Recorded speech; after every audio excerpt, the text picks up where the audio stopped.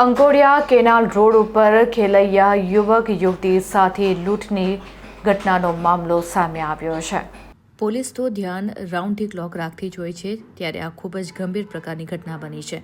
આ ઘટનાઓથી અમારા ગામના લોકો સામે સવાલ ઊભા થઈ રહ્યા છે, તેમ અંકોડિયા ગામના પૂર્વ સરપંચે જણાવ્યું હતું। કેટલાક નશાખોરો આવા કૃત્યને અંજામ આપે છે અને અમારું ગામ બદનામ થાય છે।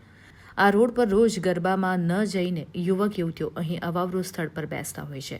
હવે અમે આ ચલાવી નહીં લઈએ અને ઝુંબેશ શરૂ કરવા જઈ રહીએ છીએ, તેમ પણ જણાવ્યું હતું। સાથે જ અંકોડિયા ગામના પૂર્વ સરપંચ ઉલ્પેશ પટેલે પોતાના નિવેદનમાં જણાવ્યું હતું કે જે પણ યુવક યુવતી અહીં બેસવા આવશે, અમે તેને દંડિત કરીશું।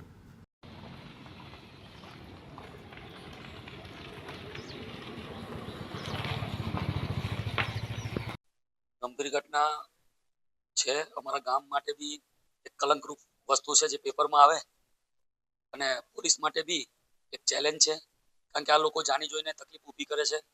કપલ આવીને અવારું જગ્યા બેસે, પોલીસ બચારી ચારો તરફ ફરતી હોય, પણ આ એક એવી અવારું જગ્યા બેસે જ્યાં કોઈ ગામનો વ્યક્તિ દિવસે બી જવા તૈયાર ના હોય, તો પછી આ જ વસ્તુ પોલીસ માટે એક ચેલેન્જ રૂપ થઈ છે અમારા ગામજનો માટે, અને ખરેખર એક ખોટી ઘટના થઈ છે।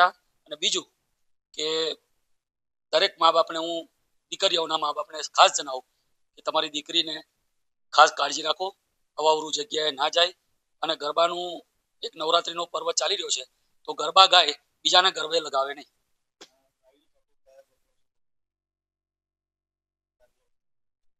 110% પોલીસની સતર્કતાથી કે જે ભાયલી ઘટના ઘટી એમાં તો બહુ પૂરતો, પણ પોલીસ પહેલે દિવસથી અંકોડિયા ગામના ગરબામાં 4-5 દિવસ પહેલા નવરાત્રી શરૂઆત થતા પહેલા તેઓએ ફોલોઅપ લીધેલા કે કેટલા ગરબા થાય, કેટલી સંખ્યા થશે, કઈ જગ્યાએ થશે, અને પહેલે દિવસથી પોલીસ અમારા ગામના ચારો તરફ રાઉન્ડ અવાવરું જગ્યાએ ખૂને ખાચરે બધે જ મારતી હતી।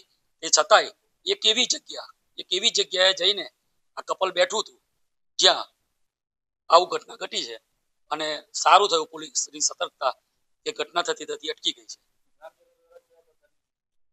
હવે અમે ઝુંબેશ એવી રીતે ચલાવી છે કે દિવસે કે રાત્રે અમારા જે ગ્રામજનો જ્યાંથી અવર જવર કરતા હશે, અને જ્યાં બિંદાસ કપલો જ્યાં રોડ રસ્તા પર બેઠા છે, એને અમે હવે અંકોડિયા ગ્રામ પંચાયત એને પનિશ કરીશું અને એને દંડ ફટકારીશું, અને પોલીસમાં બોલાવીને એને જાણકારી આપી દઈશું।